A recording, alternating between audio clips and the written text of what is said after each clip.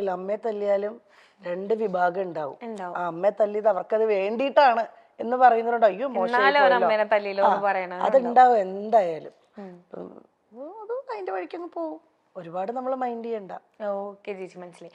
ഇപ്പൊ നമ്മുടെ ലൈഫിൽ ചേച്ചിക്ക് പേഴ്സണലി തോന്നുന്നുണ്ടോ ചേച്ചിയുടെ ലൈഫിൽ ഒരു തിരിച്ചടി കിട്ടാനായിട്ട് ബിഗ് ബോസ് ആയിരുന്നു ഒരു മെയിൻ കാരണം എന്ന്? ബിഗ് ബോസ് എന്ന് പറയാൻ പറ്റില്ല. ഇല്ല, ഇത് ചില കാര്യങ്ങൾ സംഭവിക്കേണ്ടതായിരുന്നു.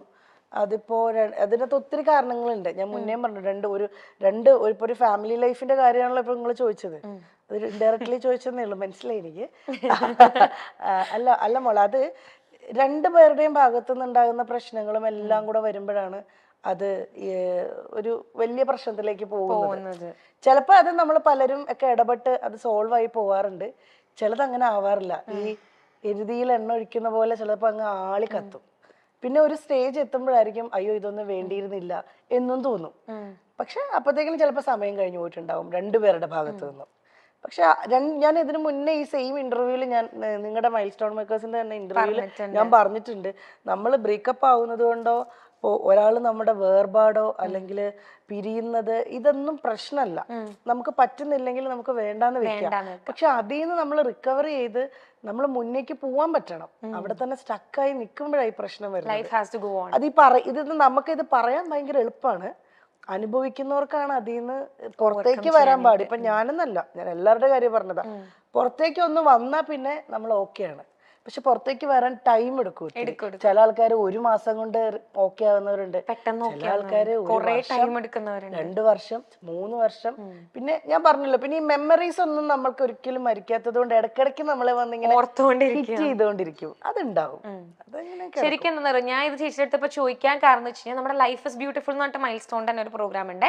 അതിൽ നമ്മുടെ ആര്യ ചേച്ചി ഇവര് ഇങ്ങനത്തെ ഒരു ക്വസ്റ്റ്യൻ വന്നപ്പോൾ അവർ പറഞ്ഞായിരുന്നു ഇവരുടെ ലൈഫിൽ ഇങ്ങനത്തെ ഒരു ഇഷ്യൂ ഉണ്ടാകാൻ മേജർ റോള് എനിക്ക് തോന്നുന്നു ബിഗ് ബോസിനാണെന്ന് അവർ പറഞ്ഞായിരുന്നു. അല്ല, എന്റേത് ബിഗ് ബോസ് ഒരു മേജർ റോൾ എന്ന് പറയാൻ പറ്റില്ല. അങ്ങനെ അല്ലാതെ തന്നെ ഒത്തിരി പ്രശ്നങ്ങളുണ്ട്. ബിഗ് ബോസ് എന്ന് പറയുന്നത് ഞങ്ങൾ ഒരു 2.5 മാസം 64 ദിവസം ഞങ്ങൾ തമ്മിൽ മാറി നിന്നു എന്നതാണ് അതിനകത്ത് ഒരു ഇത് വന്നത്. പക്ഷെ അതൊന്നും അല്ല പ്രശ്നങ്ങൾ. ഞാൻ പറഞ്ഞു ഞങ്ങളുടെ പ്രശ്നങ്ങൾ അത് ഞങ്ങളുടെ വീട്ടിനകത്ത് തന്നെ നിന്നോട്ടെ. അല്ല, ഞങ്ങളെ പേഴ്സണലി അറിയാവുന്നവർക്ക് അത് അറിഞ്ഞാൽ മതി. അത് പബ്ലിക്കായിട്ട് ഞാനായാലും കണ്ണനായാലും പറയാൻ ആഗ്രഹിക്കാത്തത് അത് വേണ്ടാന്ന് വെച്ചിട്ടാ. അല്ലെ എനിക്കും പറയാം, കണ്ണനും പറയാം, 2 പേർക്ക് ഉണ്ടാവുമല്ലോ പറയാൻ ഒത്തിരി കാര്യങ്ങൾ. അത് വേണ്ടാന്നുള്ളത് ഞങ്ങൾ തമ്മിൽ ഡിസിഷൻ എടുത്തതാണ്. മോൻ വളർന്നു വരെയല്ലേ, ഞങ്ങൾ അവന്റെ കാര്യം മാത്രമേ ഇപ്പൊ ശ്രദ്ധിക്കുന്നുള്ളൂ. അവന്റെ കാര്യം നോക്കി അവന് നല്ലൊരു അച്ഛനാണ് കണ്ണൻ, അവന് നല്ലൊരു അമ്മയാണ് ഞാനെന്നാണ് എന്റെ വിശ്വാസം. അപ്പൊ അങ്ങനെ അങ്ങ് പോട്ടെ, അവന് ഹാപ്പിയാണ്. അവന്റെ ടീച്ചേഴ്സ് പറയാറുണ്ട് അവിടെ സിംഗിൾ മദേഴ്സ് ഉണ്ട്, അച്ഛന്റെ കൂടെ മാത്രം ഉള്ള കുട്ടികളുണ്ട്. പക്ഷെ അവരെ പോലെ ഒന്നുമല്ല. അമ്പാടി ഫാദേഴ്സ് ഡേ വരുമ്പോ അമ്പാടിക്ക് അവിടെ കാർഡ്സ് ചെയ്യുമ്പോ ഈ ഫോട്ടോ ഞാൻ കൊടുത്തു വിടും, പാസ്പോർട്ട് എടുത്തിട്ട് കണ്ണന്റെ. അങ്ങനെ അവൻ എവിടെയും ഒരു പ്രശ്നം വരരുത്. അവൻ ഹാപ്പി ആയിട്ടിരിക്കണം, അത്രേ ഉള്ളൂ. അത് പുള്ളി അങ്ങനെ തന്നെയാ. എന്തായാലും മോനെ വിളിക്കും, പറ്റുന്ന പോലെയൊക്കെ വീഡിയോ കോൾ ചെയ്ത് സംസാരിക്കും.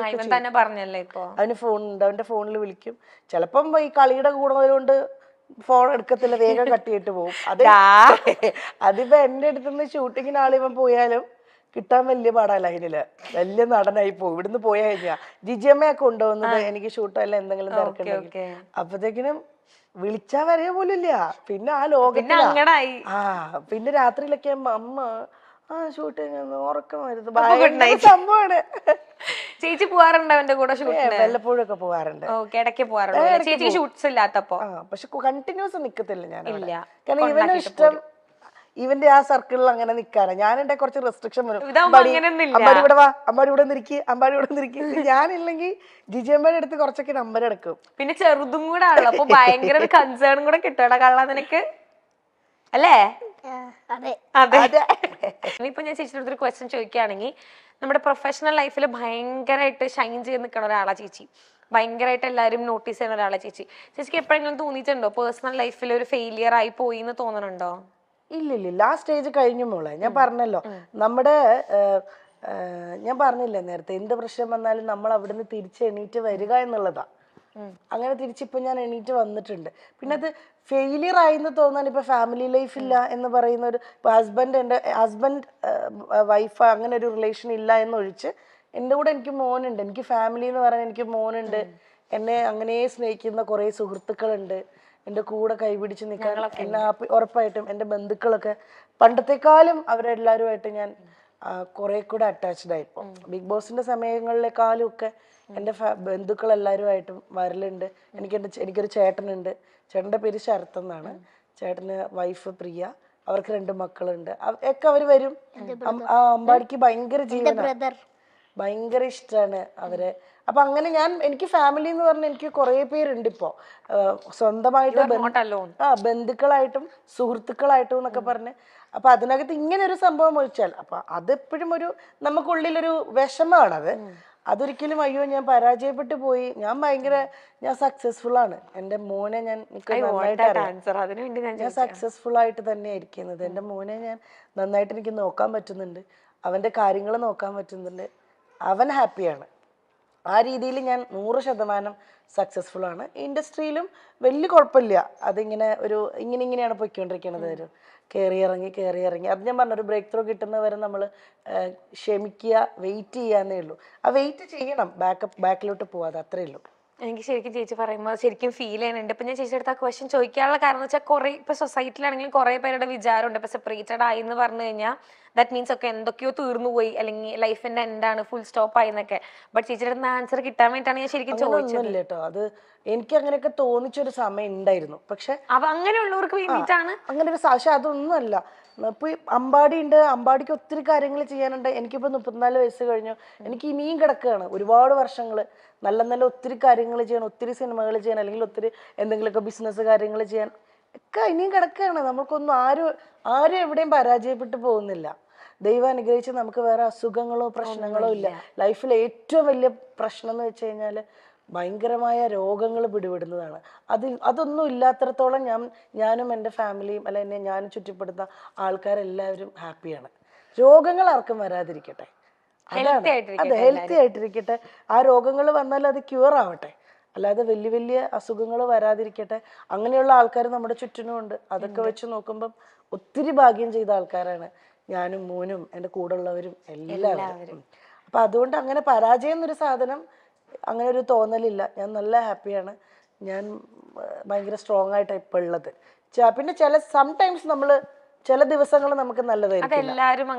എല്ലാ ദിവസവും എനിക്ക് സന്തോഷം തന്നു കഴിഞ്ഞാല് അത് ശരിയാകത്തില്ലല്ലോ. എല്ലപ്പോഴും ഒന്ന് നമുക്ക് ചില ദിവസങ്ങൾ ഭയങ്കര ഡൗൺ ആയിരിക്കും ഞാൻ. പക്ഷെ ആ ഡൗണിൽ തന്നെ നിക്കില്ല ഞാൻ. ഉറപ്പായിട്ട് വന്ന് ഒരു ഉച്ച വരെ ചിലപ്പോൾ ഭയങ്കര ഡൗൺ ആയിരിക്കും. ഉച്ച കഴിയുമ്പോൾ ഞാൻ ഓക്കെ ആവും. അത് ചിലപ്പോൾ അമ്പാടി വരുമ്പോഴായിരിക്കും ഞാൻ എപ്പോൾ വിഷമിച്ചാലും അമ്പാടി എപ്പോഴും ചോദിക്കും എന്നോട്, അറിയോ ഓക്കെ അമ്മ, ചോദിക്കാറുണ്ട് അമ്പാടി.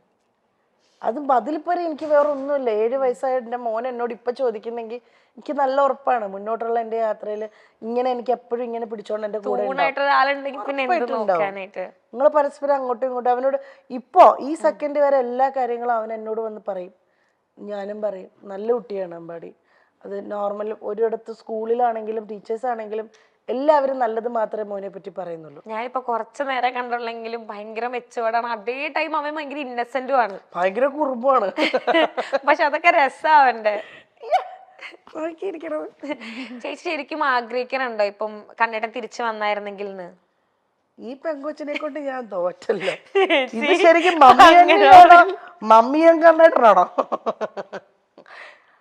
ഞാൻ പറഞ്ഞില്ല, ചിലത് നമ്മള് വേണ്ടാന്ന് നമ്മളിപ്പോ വെച്ചിരിക്കല്ലേ, നാളെ ഇനി എന്താവുമെന്ന് എനിക്ക് അറിയില്ല, നോക്കാം. മിനി സ്ക്രീൻ ആരാധകരെ ഏറെ ഞെട്ടിച്ച ഒരു വാർത്തയാണ് നടി വീണ നായരുടെ വിവാഹമോചനം. കുറച്ചു ദിവസങ്ങൾക്ക് മുൻപാണ് വീണ നായരും ഭർത്താവ് സ്വാതി സുരേഷും, അതായത് RJ അമനും ഔദ്യോഗികമായി വിവാഹമോചിതരായത്. കുടുംബ കോടതിയിലെത്തിയാണ് വിവാഹമോചനത്തിന്റെ അവസാന നടപടികൾ ഇരുവരും പൂർത്തിയാക്കിയത്. 2014 വീണ നായരും RJ അമൻ ഭൈമി എന്ന സ്വാതി സുരേഷും വിവാഹിതരായത്. ഇരുവർക്കും ഒരു മകനുണ്ട്. 2022 ഇരുവരും പിരിയുന്നുവെന്ന തരത്തിൽ വാർത്തകൾ വന്നു തുടങ്ങിയത്. പിന്നീട് തങ്ങൾ ഒരുമിച്ചല്ല എന്ന് സ്ഥിരീകരിച്ച വീണ നായർ നിയമപരമായി ബന്ധം വേർപെടുത്തിയിട്ടില്ല എന്ന് വ്യക്തമാക്കിയിരുന്നു. വേർപിരിഞ്ഞ് ജീവിക്കാൻ തുടങ്ങി 3 വർഷത്തിന് ശേഷമാണ് നിയമപരമായി ബന്ധം വേർപെടുത്തിയത്. ജീവിതത്തിൽ താൻ സന്തോഷവതിയാണെന്നും മകൻ തങ്ങൾ രണ്ടുപേർക്കുമൊപ്പം മാറി മാറി വളരുമെന്നും മുൻപ് ഒരു അഭിമുഖത്തിൽ വീണ പറഞ്ഞിരുന്നു. എന്റെ മകൻ സന്തോഷവാനാണ്. അവൻ ഞങ്ങളെ രണ്ടുപേരെയും മിസ് ചെയ്യുന്നില്ല. കണ്ണൻ വരുമ്പോൾ അവൻ അദ്ദേഹത്തിനൊപ്പം പുറത്തു പോകാറുണ്ട്. അവൻ അച്ഛന്റെ സ്നേഹം കിട്ടുന്നുണ്ട്. എനിക്കൊരു അമ്മയുടെ സ്നേഹം മാത്രമേ കൊടുക്കാൻ പറ്റൂ. അച്ഛന്റെ സ്നേഹം കൊടുക്കാൻ പറ്റില്ല. അത് അവൻ അദ്ദേഹത്തിലൂടെ ഇപ്പോഴും കിട്ടുന്നുണ്ട്. ഞങ്ങൾ തമ്മിലുള്ള പ്രശ്നം മാത്രമാണ്. എല്ലാവരുടെയും ജീവിതത്തിൽ എല്ലാ കാര്യത്തിനും ഒരു ഫുൾ സ്റ്റോപ്പ് ഉണ്ടാകും. അതുപോലെ ഫുൾ സ്റ്റോപ്പ് ഇക്കാര്യത്തിലും ഉണ്ടാകും. അതങ്ങനെയാണ് എന്നുള്ളത് വൈകാതെ അറിയിക്കും. ബിഗ് ബോസ് ദാമ്പത്യത്തെ ബാധിച്ചു എന്ന തരത്തിലുള്ള വാർത്തകളൊക്കെ വീണ നിഷേധിച്ചു. ഒരു ഷോ കാരണമൊന്നും തകരുന്നതല്ല ഒരു കുടുംബം. അത് കുറേ നാളുകളായുള്ള യാത്രകൾ കൊണ്ട് സംഭവിക്കുന്നതാണ്. ബിഗ് ബോസ് കാരണം തന്റെയും മഞ്ജു പത്രോസിന്റെയും ഒക്കെ കുടുംബം തകർന്നുവെന്ന് പല കമന്റുകളും കണ്ടിരുന്നു. അതങ്ങനെയല്ല എന്നും വീണ പറയുന്നു. മിനി സ്ക്രീൻ പരമ്പരകളിലൂടെ അഭിനയ ലോകത്തേക്ക് എത്തിയതാണ് വീണ നായർ. പിന്നീട് ഒരു ഹാസ്യ നടി എന്ന രീതിയിലും ശ്രദ്ധിക്കപ്പെട്ടു. പിന്നീട് സിനിമകളിലും വീണ സജീവമായി. വെള്ളിമൂങ്ങയിലെ കഥാപാത്രവും ഏറെ ശ്രദ്ധ നേടിയിരുന്നു.